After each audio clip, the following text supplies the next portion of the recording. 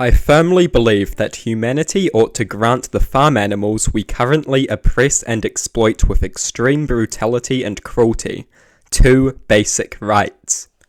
These rights are a bare minimum that we must meet if we are anything but morally depraved. They are very basic and very important if the massive immorality that currently occurs is ever going to be put to an end. These rights should undeniably be applied to all of the mammals and bird species that are currently under our control. When it comes to fish, reptiles, insects, and other lesser creatures, things become slightly more complex with regards to where we draw the line for those who get these rights and those who do not. An analysis of these creatures' sentience and the sentience of more specific species will likely lead us to our conclusion. Perhaps we will decide they all deserve these rights, or that some of them do not. This remains to be seen.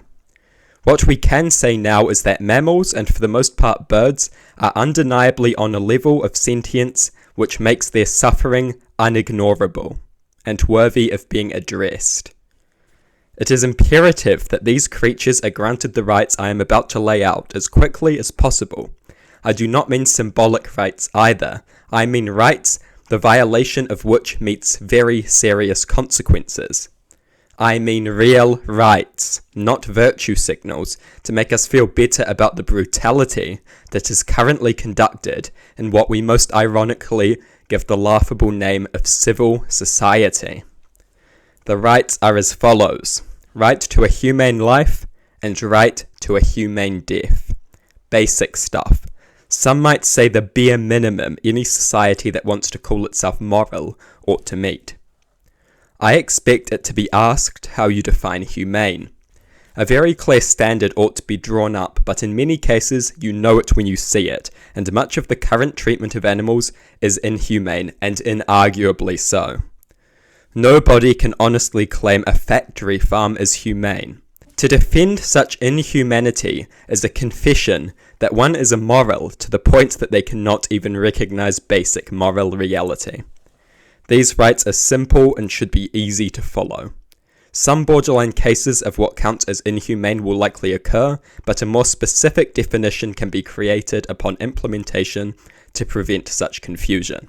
These basic rights, the right to a humane life and the right to a humane death, are, as I have said, the bare minimum any half-moral society must grant to these sentient beings.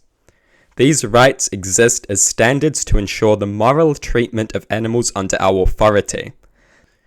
They should be implemented and enforced in a way that not just alleviates, but ends the suffering, that ends the extreme immorality that has been central to our relationship with our fellow creatures for far too long. This is essential if we are ever to end the normalization of cruelty and the undermining of human empathy and kindness that is currently central to this disgusting industry.